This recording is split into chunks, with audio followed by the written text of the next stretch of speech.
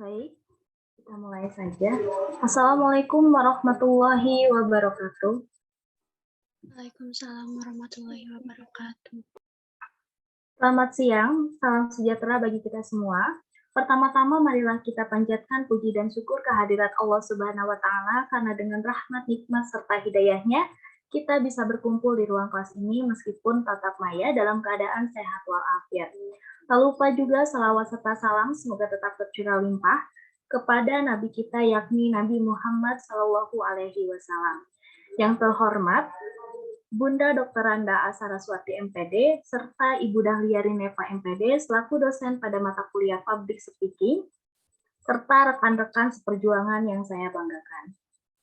Perkenalkan, nama saya Rindiani Hayati dengan nomor pokok mahasiswa 205060040 selaku moderator yang akan memimpin berlangsungnya diskusi dalam materi kesalahan-kesalahan pembicara. Selanjutnya, izinkan saya memperkenalkan anggota kelompok saya.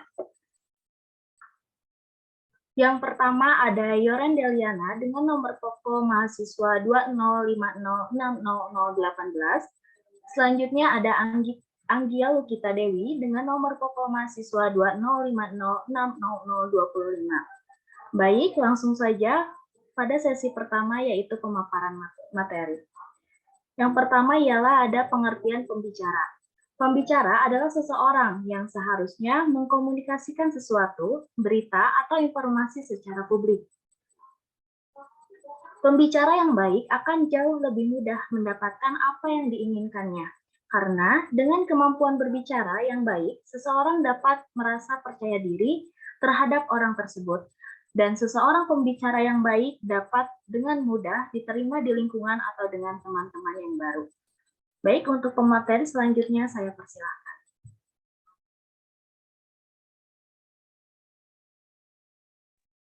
Baik, terima kasih moderator. Perkenalkan, nama saya Yoren Deliana dengan NPM 205060018 sebagai pemateri kedua. Selanjutnya ada kesalahan-kesalahan dalam mengolah pidato.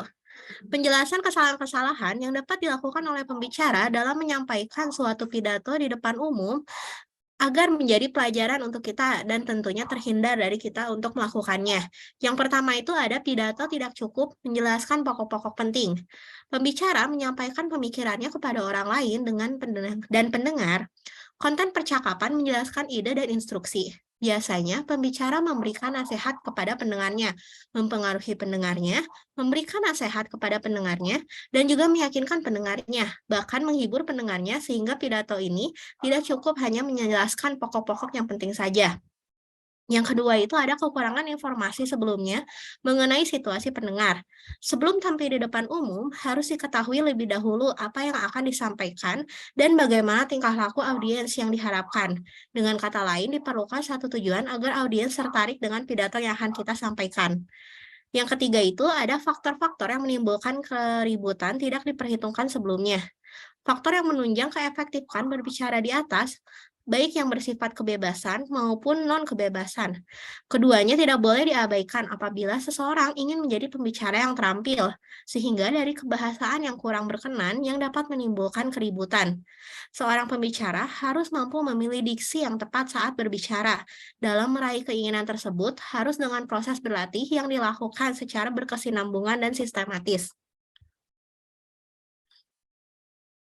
Yang selanjutnya ada kesalahan-kesalahan organisatoris. Yang pertama itu ada media-media pembantu tidak direncanakan secara optimal.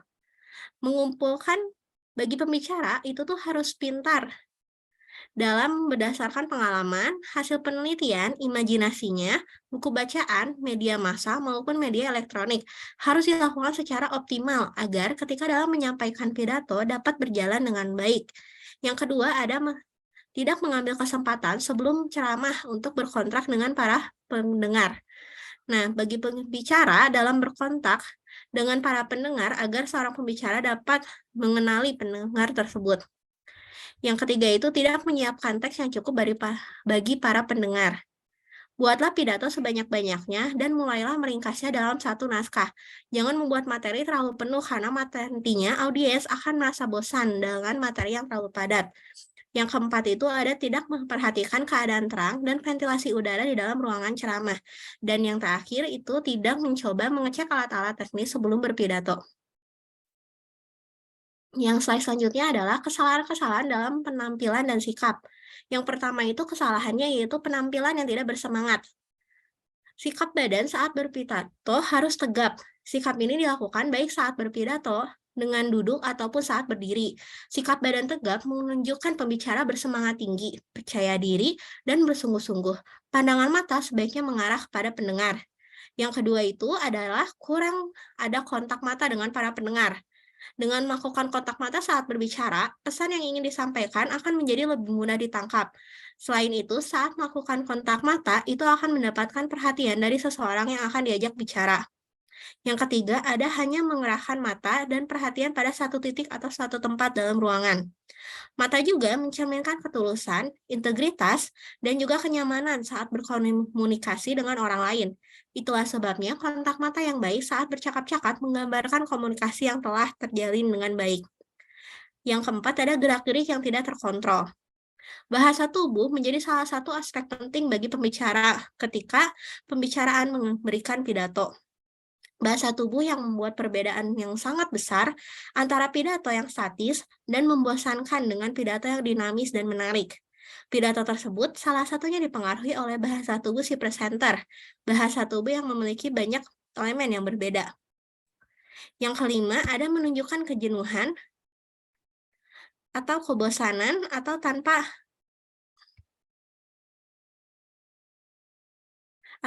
perhatian. Yang keenam ada tidak tenang dan juga melenggang ke sana kemari.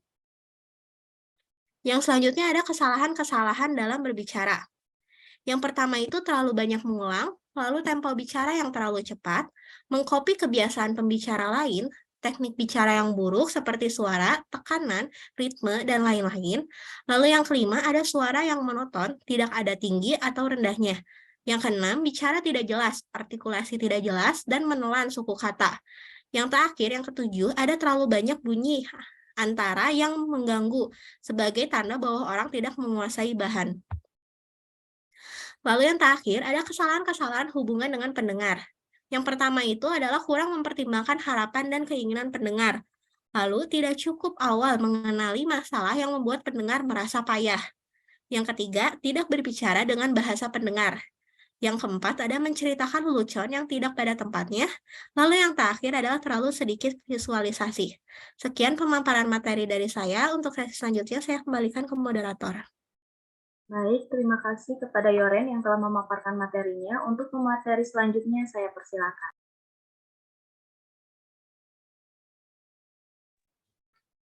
Baik, di sini saya akan menjelaskan tentang kesalahan-kesalahan dalam hubungan dengan teks. Yang pertama ada menggunakan rumusan yang terlalu sulit dimengerti. Yang kedua, teks dicetak terlalu rapat dan dengan huruf kecil. Yang ketiga, terlalu menyimpang dari tema yang ditetapkan. Yang keempat, terlalu banyak bahan yang dibicarakan. Yang kelima, bagian yang penting dan mempunyai arti khusus tidak diperhatikan. Yang keenam, kekurangan diagram dan grafik. Yang ketujuh, tidak ada rangkuman pada akhir uraian. Selanjutnya yaitu kesalahan-kesalahan dalam membawa pidato. Yang pertama yaitu kurang konsentrasi terhadap pesan yang mau disampaikan karena terlalu banyak berkecimpung dengan masalah pribadi. Yang kedua, terlalu terikat pada teks tanpa kadang-kadang berbicara bebas. Pidato ini dibawakan dengan membacakan teks yang sudah dipersiapkan sebelumnya. Cara pidato ini pada umumnya dipakai oleh para politis adalah cara yang paling buruk dalam membawakan pidato, sebab pembicara menjadi hampa dari teks yang ditulis. Ia tidak memiliki kontak yang hidup dengan para pendengarnya. Pidato semacam ini dapat menjadi sangat monoton, sehingga mengurangi daya untuk meyakinkan pembicara berbicara melampaui kepada pendengar, ia tidak menyentuh hati pendengar. Yang ketiga, pidato diawali dengan permintaan maaf. Jika kita terlambat memberikan pidato dan ingin memberitahu audiens kita alasannya, maka sebenarnya akan memperlemah diri kita sendiri. Apapun alasannya, Membuat alasan atau permintaan maaf memberikan kesan negatif dan memberi orang alasan untuk menganggap kita mengecewakan atau kita kurang profesional. Jangan mengucapkan apapun tentang kita atau memberikan alasannya. Biarkan penonton mengevaluasi kinerja kita secara mandiri.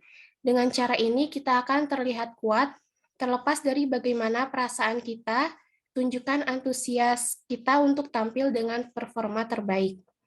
Selanjutnya yang keempat yaitu sudah mulai berbicara meskipun suasana belum tenang. Yang kelima, berdiri terlalu jauh dari mikrofon sehingga suara tidak jelas. Yang keenam, gerak-gerik dan mimik kurang mencongkong ucapan-ucapan. Yang ketujuh, kekurangan teknik untuk menurunkan rasa tegang pada pendengar. Slide selanjutnya. Kekurangan-kekurangan pribadi. Yang pertama yaitu pandangan mata yang tidak terkontrol, sarkastis, terlalu sungguh-sungguh, selalu tertawa, dahi selalu berkerut, dan lain-lain. Kontak mata antara pembicara dan pendengar sangat penting. Meskipun berbicara adalah komunikasi satu arah, kontak mata dapat membuatnya tampak seperti komunikasi dua arah. Karena itu, jangan berasumsi saat kamu berbicara di depan umum bahwa tidak ada orang lain untuk diajak berbicara. Tatapan mata ini juga yang akan menunjukkan gesturmu, meyakinkan atau terlihat gugup dan tidak percaya diri. Yang kedua, memukul podium terlalu kuat. Yang ketiga, kelihatan mengantuk, nervous, dan tegang. Yang keempat, cepat gugup dan cemas kalau ada seruan di tengah pidato. Yang kelima, tidak ada dinamika. Yang keenam, berbicara membosankan. Dan yang terakhir, menunjukkan kelainan pada diri seperti menggaruk-garuk telinga, menggaruk-garuk kumis atau jenggot, menggigit bibir, mempermainkan kancing baju, dan lain-lain. Yang terakhir adalah kesalahan dalam dialek. Dialek menurut HeartMath dan Stork pada tahun 1972 adalah sejenis kelainan bahasa yang berbeda dari segi pengucapan, tata bahasa, dan kosakata dari bahasa standar. Pengaruh bahasa dialek begitu menebal mempengaruhi sistem suara. Bahasa dialek sebenarnya adalah tradisi lisan setempat. Kesalahan dapat terjadi akibat kebiasaan berbahasa atau language habit yang salah sehingga terjadi kesalahan berbicara. Kebiasaan berbahasa ini terjadi secara spontan dan biasanya sukar dihilangkan, kecuali lingkungan bahasanya diubah misalnya dengan menghilangkan stimulus yang membangkitkan kebiasaan itu. Baik, sekian saya kembalikan ke moderator. Baik, terima kasih kepada Anggia yang telah memaparkan materinya. Pemaparan materi telah selesai. Sekarang saatnya sesi tanya jawab. Kepada rekan-rekan, boleh mengajukan pertanyaan seputar materi yang telah disampaikan oleh tim penyaji. Saya buka sesi pertama untuk 3 penanya. Adapun peraturan dalam sesi tanya jawab ini ialah yang pertama, acungkan tangan sebelum bertanya menggunakan kode raise hand. Yang kedua, ketika sudah saya persilakan, mohon untuk sebutkan identitas dan pertanyaan yang diajukan. Mohon tidak lupa untuk tulis kembali di room chat. Kepada rekan-rekan sekalian yang ingin bertanya, saya persilakan.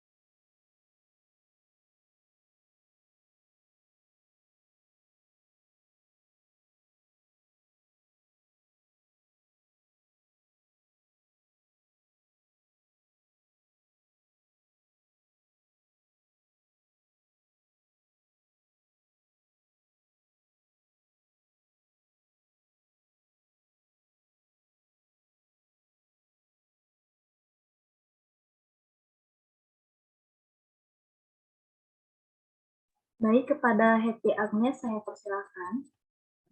Baik, terima kasih moderator. Perkenalkan, saya Happy Agnes Setia dari kelompok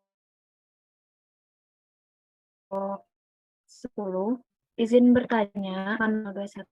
Tadi kalian kan menjelaskan tentang kesalahan dalam kalian kan menjelaskan tentang kesalahan dalam Baik, terima kasih. dari aksi.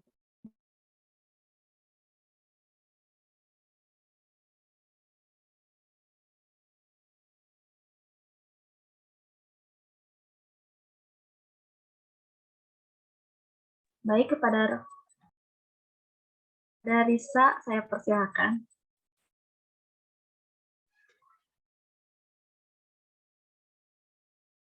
Assalamualaikum warahmatullahi wabarakatuh. Perkenalkan, nama saya Risa Navitasari dengan NPM 205060039, perwakilan dari kelompok 10. Izin bertanya, kesalahan-kesalahan umum apa sajakah yang biasa dilakukan oleh mahasiswa dalam melakukan presentasi? Terima kasih. Baik, terima kasih kepada Risa. Jangan lupa pertanyaannya ditulis ulang di kolom chat.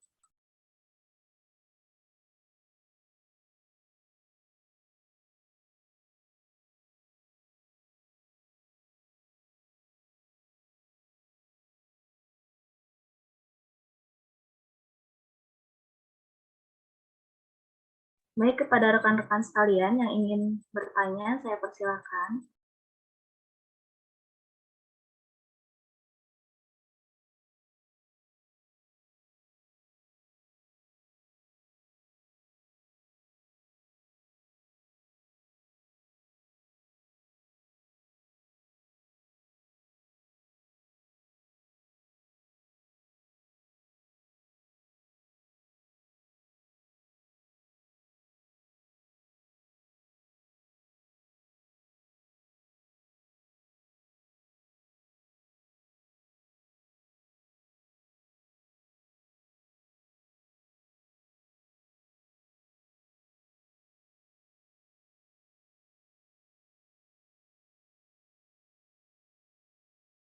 Baik, sambil menunggu penanya yang lain, izinkan kami untuk mencari jawabannya terlebih dahulu.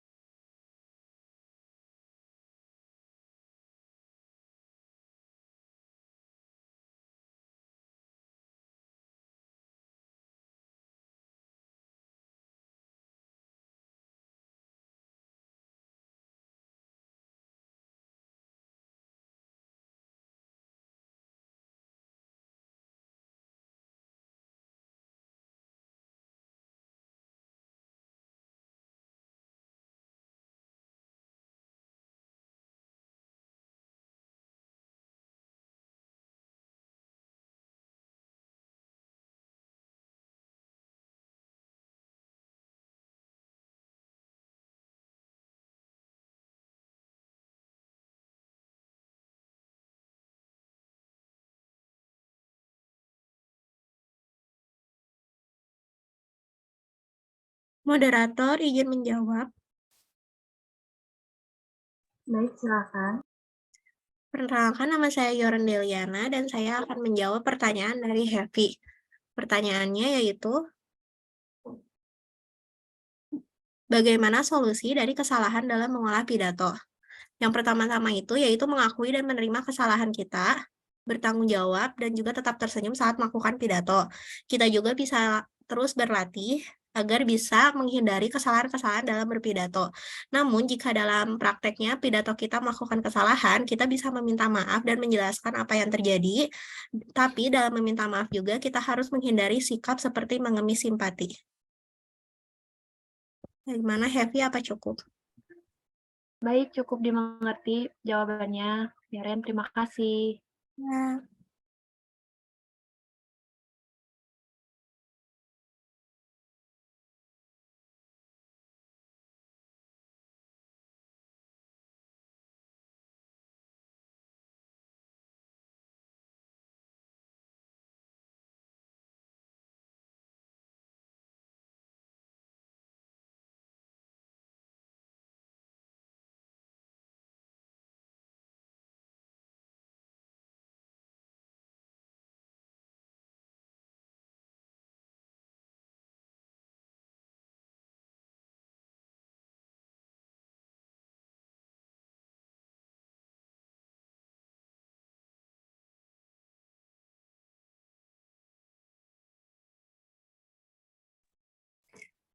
Assalamualaikum moderator. Izin menjawab pertanyaan dari Risha. Silahkan. Pertanyaannya, kesalahan-kesalahan apa sajakah yang biasa dilakukan mahasiswa dalam melakukan presentasi? Yang pertama, terlalu banyak tulisan pada slide. Yang jadi permasalahan adalah terlalu banyak tulisan pada satu slide. Hal ini bukan menjadikan penonton menjadi terjelaskan oleh tampilan yang ada, tetapi menjadi memusingkan karena terlalu fokus membaca tulisan dalam jumlah besar dengan ukuran yang kecil. Yang kedua, visual yang kurang memadai. Memberikan gambar dapat menjadikan tampilan slide lebih berwarna ketimbang hanya menggunakan teks saja. Bahkan menggunakan sebagai pengganti teks pun merupakan cara yang lebih menarik. Yang ketiga, tulisan terlalu kecil. Menampilkan tulisan memang lebih straightforward dalam menyampaikan informasi pada penonton, tetapi seringkali mahasiswa tidak memikirkan tingkat keterbacaan teks oleh penonton dengan membuat ukuran teks menjadi lebih kecil agar kelihatan lebih rapi. Yang keempat, terlalu banyak animasi. Menambahkan gerakan pada slide memang bagus, tetapi terlalu banyak menggunakan animasi akan membuat jalannya presentasi terganggu. Animasi membutuhkan waktu untuk ditampilkan, jadi ketika terlalu banyak animasi yang tidak diperlukan akan memakan banyak waktu hanya untuk menunggu animasi selesai. Yang terakhir, penggunaan jenis font yang kurang tepat. Pada bidang graphic design, terdapat satu ungkapan bahwa font speak atau jenis huruf berbicara. Hal ini dikarenakan font memberikan gambaran lebih terhadap satu tulisan. Gimana, Risha, jawabannya? Sudah cukup, Anggia. Terima kasih banyak. Sama-sama. Setelah 2 pertanyaan sudah terjawab oleh tim penyaji, kepada rekan-rekan yang ingin bertanya, saya persilahkan.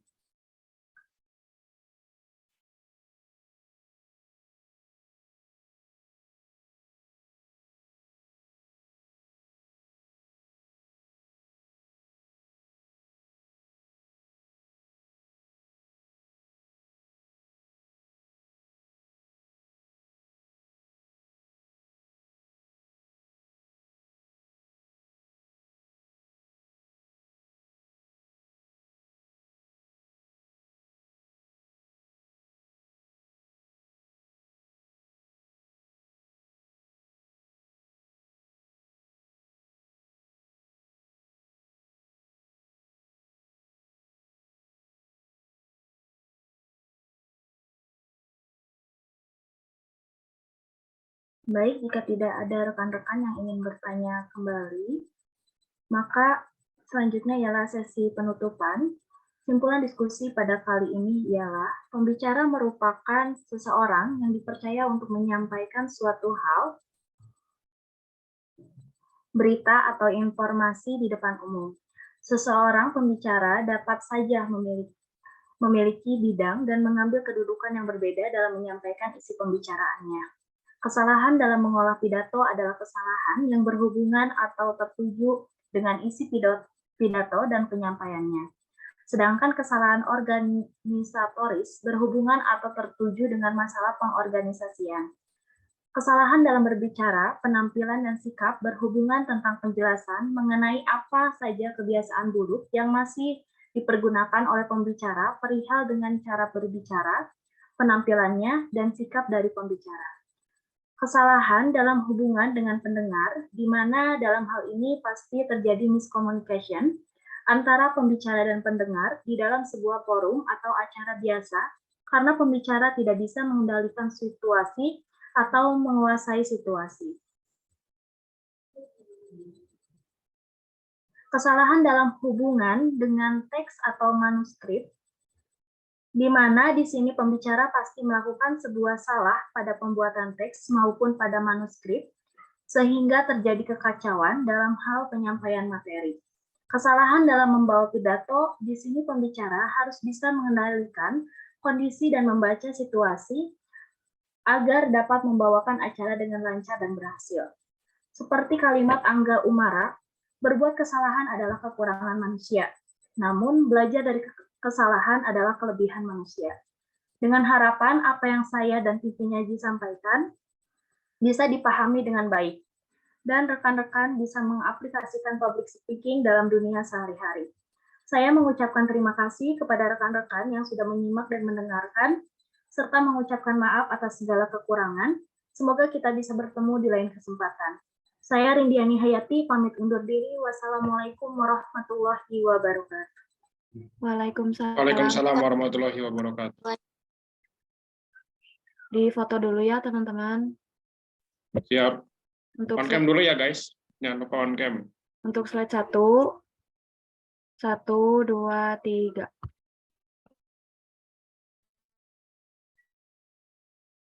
Untuk slide 2. 1, 2.